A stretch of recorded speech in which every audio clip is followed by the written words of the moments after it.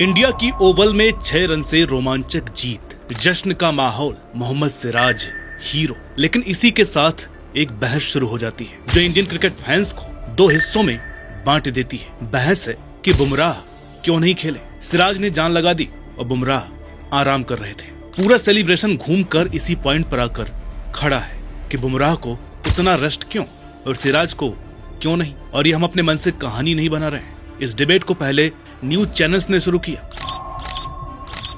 फिर उन्होंने आग में घी डालने के लिए फॉर्मर टेस्ट प्लेयर से ही इसी पर सवाल किया। और असली ट्विस्ट तो यह है कि ये बहस उतनी ही कमजोर नींव पर टिकी है जितनी कि उस आखिरी टेस्ट में इंग्लैंड का बैटिंग कोलैप्स। लेकिन हकीकत, प्लेयर प्रोफाइल, बायोमैकेनिक्स की रिसर्च और स्टडी के बाद जो सच हमारे सामने आया है वो वाकई चौंकाने वाला है। इसलिए इस वीडियो को आप शुरू से अंत तक जरूर देखिएगा। नमस्कार, मेरा नाम है अनुराग सूर्यवंशी और आप देख रहे हैं नारद टीवी। अगर आप ये वीडियो फेसबुक पर देख रहे हैं तो आपको ये वीडियो एक दिन लेट मिल रही है। अगर आप हमारी वीडियोस को एकदम सही टाइम पर देखना चाहते हैं तो हमारे इन दो चैनल्स नारद टीवी और क्रिक माइंड को यूट्यूब पर सब्सक्राइब कर लीजिए। वहां पर आपको सारी वीडियोज पब्लिश होने के तुरंत बाद देखने को मिल जाया करेंगी।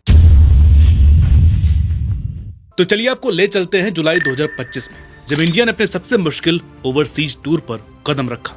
इंग्लैंड के खिलाफ 5 मैचों की test series Anderson Tendulkar trophy के लिए। इंडियन टीम मैनेजमेंट पहले ही एक बात साफ कर चुका था, जसप्रीत बुमराह 5 में से सिर्फ 3 टेस्ट ही खेल पाएंगे वर्कलोड मैनेजमेंट के चलते। लेकिन यहाँ से कहानी दिलचस्प हो जाती है। इंडिया ने वो दोनों टेस्ट हारे जिनमें बुमराह खेले, लेकिन सोचिए जिन मैचों में वो नहीं खेले वहाँ क्या हुआ। पूरी तरह दबदबा। इंडिया ने एजबेस्टन और द ओवल में जीत दर्ज की और उस जीत की कमान मोहम्मद सिराज के हाथ में थी। स्टैट्स खुद कहानी कहते हैं। बुमराह ने 3 मैचों में 14 विकेट लिए, जबकि सिराज ने पूरे सीरीज में कमाल कर दिया। 5 टेस्ट में कुल 23 विकेट, जिसमें दोनों जीत में अहम 5 विकेट की उपलब्धि भी शामिल रही। उन्होंने सीरीज में 185.3 ओवर फेंके, सबसे ज्यादा विकेट लेने वाले बने। और जब टीम को सबसे ज्यादा जरूरत थी तब इंडिया के पेस अटैक को अपने कंधों पर उठाया और यहीं से बहस ने आग पकड़ ली। सोशल मीडिया धधक उठा।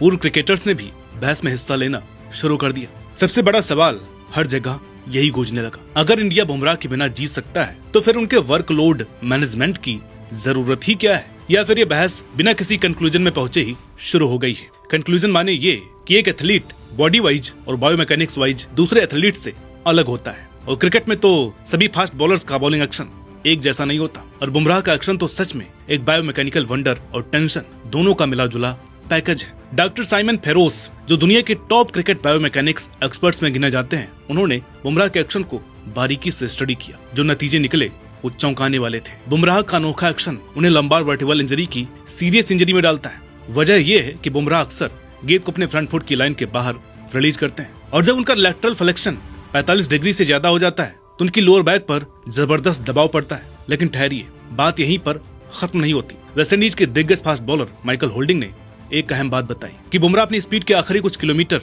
लिटरली डेक को जोर से हिट करके हासिल करते हैं, ठीक रिलीज के वक्त। बाकी गेंदबाज जहां गेंद को सरफेस से स्किड होने देते हैं, वहीं बुमराह की बॉडी हर डिलीवरी पर भारी इंपैक्ट झेलती है। ये फर्क वैसा जैसे सॉफ्ट लैंडिंग और क्रैश लैंडिंग में होता है, और बुमराह हर बार क्रैश लैंडिंग करते हैं। अब इसकी तुलना कीजिए मोहम्मद सिराज के एक्शन से।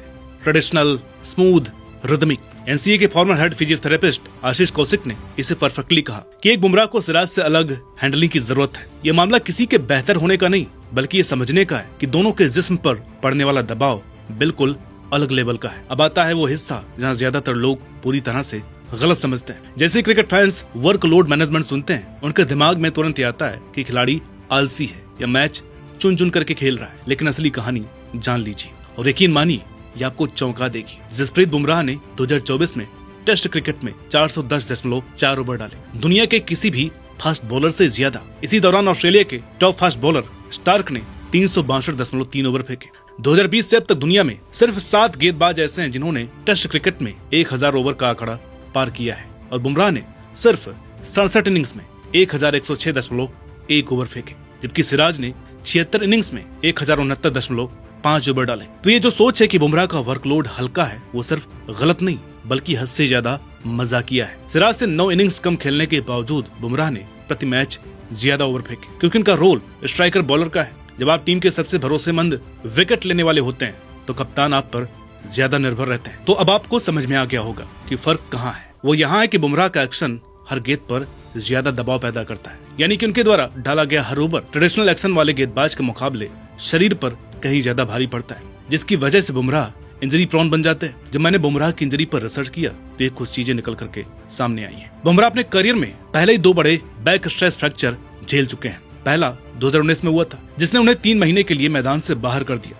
लेकिन दूसरा इससे भी ज्यादा गंभीर था, जब वो 2022 में स्ट्रेस फ्रैक्चर की वजह से 11 महीने क्रिकेट से बाहर रहे। क्या आप जानते हैं कि एक फास्ट बॉलर के लिए स्ट्रेस फ्रैक्चर का मतलब क्या होता है? ये सिर्फ कुछ मैच मिस करना नहीं है, बल्कि एक करियर के लिए खतरा होता है। ScienceDirect.com में छपी रिसर्च की माने तो स्ट्रेस फ्रैक्चर को ठीक होने में 2 हफ्ते से लेकर 6 महीने तक का टाइम लग सकता है। इसमें कोई मेडिकल थेरेपी, कोई जादुई दवा नहीं है, सिर्फ रेस्ट, फिजियोथेरेपी और ये उम्मीद कि हड्डी ठीक तरह से जुड़ जाए। शोएब अख्तर ने सालों पहले ही बुमराह के एक्शन को लेकर के चेतावनी दी थी कि उनकी गेंदबाजी फ्रंटल एक्शन पर आधारित है। जब बैक जवाब देगी तो चाहे जितनी कोशिश कर लीजिए, उससे आप बच नहीं पाएंगे। दूसरी तरफ मोहम्मद सिराज इंजरी के मामले में बेहद लकीर हैं। उनका एक्शन उन्हें ज्यादा गेंदबाजी करने देता है, बिना उतने बड़े खतरे के। अब ये नहीं कि वो फिटनेस में ज्यादा स्ट्रॉन्गर है, बल्कि उन्हें बस ऐसी बायोमैकेनिक्स का वरदान मिला है जो उनकी स्पाइन पर हर गेंद में टॉर्चर नहीं डालता। अब उस बड़े मुद्दे की बात करते हैं, इंडियन क्रिकेट फैंस की फ्रस्ट्रेशन।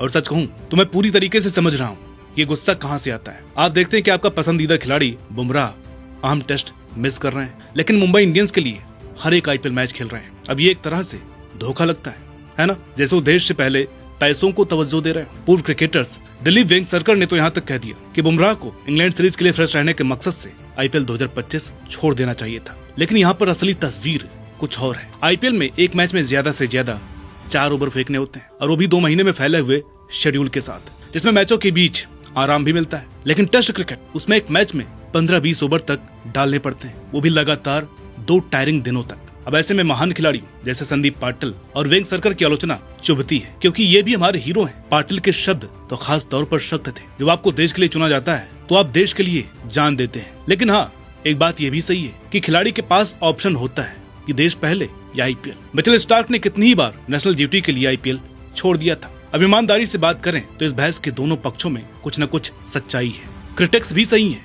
कि जब कोई खिलाड़ी अहम इंटरनेशनल मैच छोड़कर लीग में खेलता है तो ये सही नहीं लगता, उसकी इमेज का ऑप्टिक्स खराब होता है। इंग्लैंड में ओवल पर सीरीज डिसाइडर में भारत को अपने टेस्ट बॉलर की जरूरत थी, और उन्हें रेस्ट पर देखना वाकई चुभा।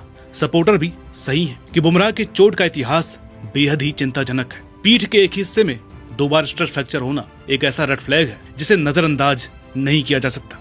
स्पोर्ट्स साइंस अब समझ चुकी है कि ऐसे अनोखे बायोमैकेनिक चैलेंज वाले खिलाड़ियों को ओवरबर्डन करने के क्या परिणाम हो सकते हैं। असल समस्या बुमराह का वर्कलोड मैनेजमेंट नहीं है, बल्कि ये है कि भारत के पास उनकी गैर हाजिरी में भरपाई करने लायक 4-5 सिराज के स्तर के गेंदबाज नहीं है। अगर ऐसी बेंच स्ट्रेंथ होती तो रोटेशन कोई मुद्दा नहीं बनता। अब इस पूरी राम कहानी में तो सबसे पहले मोहम्मद सिराज की जबरदस्त ग्रोथ को सलाम करते हैं। इंग्लैंड सीरीज ने साबित कर दिया कि सिराज अकेले भी बॉलिंग अटैक की अगुवाई कर सकते हैं, लेकिन हम ये उम्मीद नहीं कर सकते कि वो हर सीरीज में 185+ ओवर फेंकेंगे और उनकी बॉडी पर कोई असर नहीं पड़ेगा। खबर ये भी है कि BCCI अब ऐसी पॉलिसी पर विचार कर रही है जिसमें अहम खिलाड़ियों को पूरी टेस्ट सीरीज के लिए उपलब्ध रहने की शर्त होगी। सुनने में अच्छा लगता है, लेकिन अगर कोई खिलाड़ी 20 सीरीज में चोटिल हो जाए तो क्या होगा, या वर्कलोड सच में खतरनाक हो जाए तो क्या होगा। मोहम्मद सिराज इंग्लैंड दौरे के असली नायक है। 5 टेस्ट में 23 विकेट, 2 मैच जिताने वाले 5 विकेट के कारनामे और सीरीज जिताने वाली वो आखिरी गेंद। सिराज ने साबित किया कि वो सिर्फ सपोर्टिंग बॉलर नहीं है, बल्कि जरूरत पड़ने पर फ्रंट लाइन लीडर भी बन सकते हैं। तो कुल मिलाकर सवाल बुमराह या सिराज का नहीं है, बल्कि बुमराह और सिराज का है। कैसे दोनों को लंबे समय तक फिट और असरदार रखा जाए, कैसे ये सिस्टम बने कि एक को आराम देने पर टीम कमजोर ना हो। तो दोस्तों, ये थी पूरी कहानी। बुमराह बनाम सिराज वर्कलोड मैनेजमेंट बहस के पीछे का असली सच। बायोमैकेनिकल साइंस से लेकर चोट के इतिहास तक, आंकड़ों से लेकर दिग्गजों की राय तक, सब कुछ हमने खोल करके रख दिया है। अब आपकी बारी है, आपका इसके बारे में क्या सोचना है, कमेंट करके जरूर बताइएगा।